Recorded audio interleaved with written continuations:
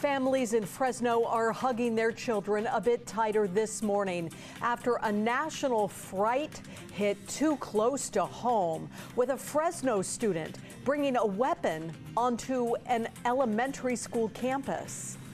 What school is that? Wilson Elementary. He's pointing the gun at the playground now. We take these seriously, we train for it, we prepare for it, and we're always ready. Why the police chief and city officials are now praising officers for their quick action. The commander-in-chief is now looking for more support in his effort to crack down on illegal immigration. Why the White House is eyeing a Chicago military base to help with operations, and how it could bring the Trump administration a step closer to a federal takeover in the city. Ukraine's capital city, Kyiv, is now in a day of mourning following more Russian strikes. A look at the devastation, plus what President Zelensky is saying about Russia's intentions towards a ceasefire. You're watching Fox 26, and now, great day.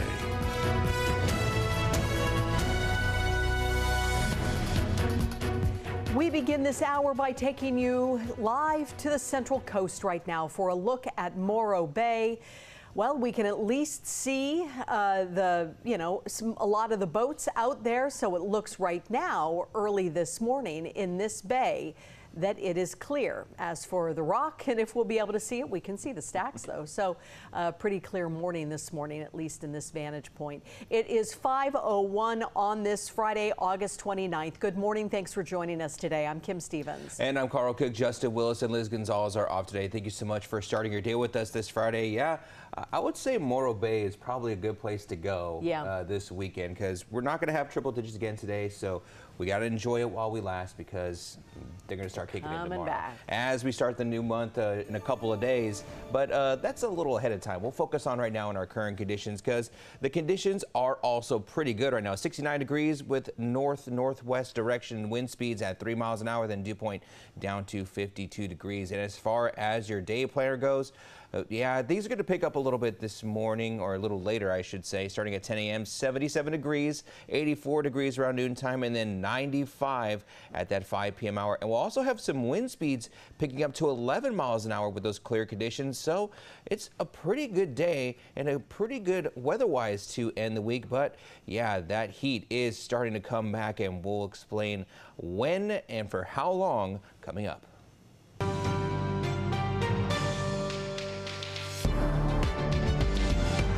Classes at Wilson Elementary School in Fresno will resume this morning after a terrifying scene for students, parents, and staff when a student was spotted with a gun on campus. Copy. He is pointing the gun at the office. It's a short gun, possibly a handgun. He also threatened to kill the RP. RP has 21 students in room 21. 11, he's holding the gun up to his head, pointing in the air, he won't drop it. Fresno Police Chief Mindy Casto says officers responded quickly to this call. She says officers across the city surrounded the school and located the boy. And then negotiators stepped in and worked to get him away from the school. And after about 30 minutes, they were able to get the juvenile to put the gun down. He had pointed it at officers numerous times during this. The officer's restraint was remarkable. They just continued to use good tactics while they talked with him. It was later confirmed the gun was not real. It was a replica gun. The only other details that Chief Casto shared was that the boy was a 6th grader who appeared to be distraught. Chief Casto says the department is now investigating how the student even got the replica gun. She is urging parents to have open conversations with their children to better understand what might be going on with them and to help prevent situations like this. It is possible this child could be charged. And in response to this situation, Fresno Unified provided the following statement on behalf of Superintendent Misty Herr. She said this was deeply concerning. She commended the school staff and law enforcement for their swift and coordinated response, which she said ensured that all students and staff were safe. And finally, the superintendent highlighted strong safety protocols and procedures that the team followed quickly to protect everybody on campus. And Fresno Councilmember Annalisa Perea is thanking police for their swift response response. In her message, she praised officers for their quick and decisive action, saying they prevented a potential tragedy and protected innocent children. Perea also thanks school staff for following safety protocols and working closely with police during this tense moment. Perea praised their vigilance and police professionalism that ensured every student went home safely. Perea called this gun scare a sobering reminder of the importance of school safety, adding that she's committed with working with parents, educators, and law enforcement to keep students safe. And there will be no students at Mass at George McCann Memorial Campus today. The Catholic School of Visalia is giving students some space to heal following the shooting in Minneapolis Wednesday morning. School leaders say this isn't because of any safe security protocols, but it's to give students time to decompress after that school shooting. And now to Minneapolis. Police say that Wednesday's shooting highlights the need for people to report concerning posts that they might see on social media. Many are now asking why the shooter was able to buy 3 guns legally while sharing possibly violent or hateful posts on social media. There are specific legal thresholds that must be met in Minnesota to be blocked from buying a firearm. The shooter would have either had to be underage or have a criminal history, a diagnosed mental health disorder, or a record of mental health commitment by the state. The shooter had none of those things. Everything that we have seen so far, it did not rise to the level where he would have been a person prohibited from purchasing a firearm. We need the help of the public and everybody else. If there's concerning social media behavior by anybody, or that there's concern in their community, that they are contacting their law enforcement so that we can adequately address that in the process. That did not happen in this case. Now, Minnesota does have what's called a red flag law. It would give a judge the power to remove someone's weapons if there is a petition from a parent or a police officer proving that the person is a risk to themselves or others. Meanwhile, the mayor of Minneapolis is calling for action to address gun violence. Mayor Jacob Fry says the U.S. needs statewide and federal bans on assault weapons and high-capacity magazines. The mayor told the crowd at City Hall the nation has an obligation to act on behalf of our children.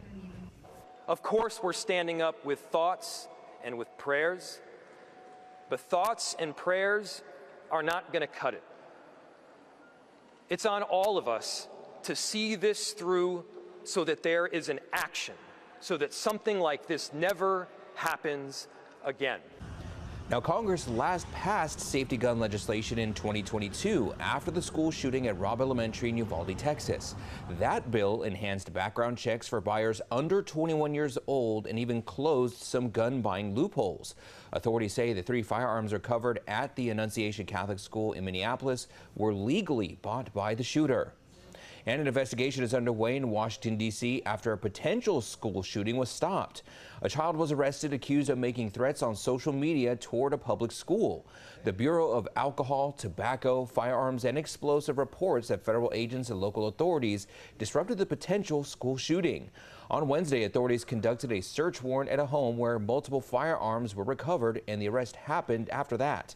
D.C. Public Schools reported the student was not on their radar, and the arrest happened on the same day as that fatal school shooting in Minneapolis. We are continuing to track the Garnet fire burning in East Fresno County. New evacuation warnings are now in effect for zones K32, 74, 85, 160, along with zones K28 and 29 shaded in yellow. Evacuation orders remain in effect for zones K27, 30, 31, 32, and 40. Those are the areas shaded in red. Now, over 15,000 acres have burned so far. There's still no containment of this fire.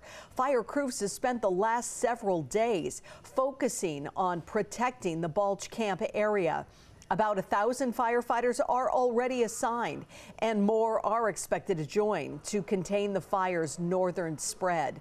Project Survival's Cat Haven is keeping a close watch on evacuation orders to ensure the safety of their animals and their facility. In a Facebook post, the organization says so far all is good on all fronts. Staff have been on the phone getting updates and pre-planning. Project Survival's Cat Haven is also calling on community members who can provide transportation support. So if you have a truck or a trailer and you want to be on the help if called list, call this number you see on the bottom of your screen, 559-338-3216. Now, Avocado Lake is still closed today. It will be for the foreseeable future because it is being used as a staging area for firefighters who are working this Garnet fire. Fox 26 Chief Meteorologist Chris Kuiper spoke with crews about the fire and the progress they have made and if this fire could get really out of hand. The Garnet fire, what kind of potential does this fire have? Well, so it is in a difficult place, right? Especially on the north end, it's really, really steep. We are having to cut open old fire lines in order to get our crews in there to start doing containment. That said, we have just a ton of resources here. We're getting more in. We have a really good plan. We have stable conditions, so we don't have a lot of that thunderstorm activity. So we are hoping we can make good progress and keep this just as small as possible. Well, firefighters hope to make good progress on this fire this weekend. Until then, the fire will continue to burn and our air quality will continue to suffer. Time is now 5:10, and so far we are not getting any moisture that will be helping to help tackle this fire as of right now. We do see some low pressure, though, starting to move into the state there as that high pressure starts to leave the area, and that system that was down there in Southern California is starting to pass through. Again, not really making much of an impact here as far as the floor on the Central Valley.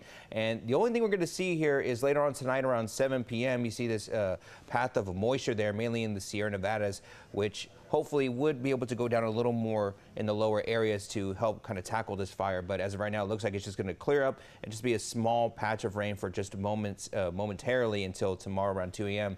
It starts to clear up after that. And then another patch there around 2:30 p.m. on Saturday, but just some light precipitation. And then again, just picks up just a little bit there at 5 p.m. And then it starts to wither away there on Sunday at 1 a.m. And as far as relative humidity, well, it's not too bad today. 54% at its lowest being 17%. Tonight, we'll see an average of about 44% on that humidity radar. And as far as dew point, 51 degrees there, so not much playing a role as far as that moisture in the air either, especially with these clear conditions. And the 3-day outlook is not really showing some good news either, because we are getting those triple digits starting tomorrow. So the heat is going to start picking up as well. So 97 is going to be our high today. Then we get to 101 on Saturday, and then we start picking it up even more on Sunday at 104 degrees. Overnight lows are going to pick up just a little bit as well. 69 tonight, 71 on Saturday, and 70 degrees on Sunday. So if you have time to make those preparations to get yourself hydrated and staying cool, today would be the best chance to do so, to stock up on those electrolytes and that water, and just making sure your AC units are taken care of and well before that heat starts to pick up tomorrow. Coming up next, though, we'll get a look at your highs and lows for across the entire Central Valley to see how their days are shaping up for their Friday. New tariffs may have you thinking twice before buying things from overseas. How the now expired de minimis rule will affect you when you're shopping. Hi, I'm Monty Torres with Fox 26 News on YouTube. Thank you for checking out our YouTube channel, where we have loads of great content for you to choose from. And while you're here, why not click on the subscribe button right here? That way you can stay in touch with all the latest breaking news, everything news related within the Central Valley. And thank you for watching.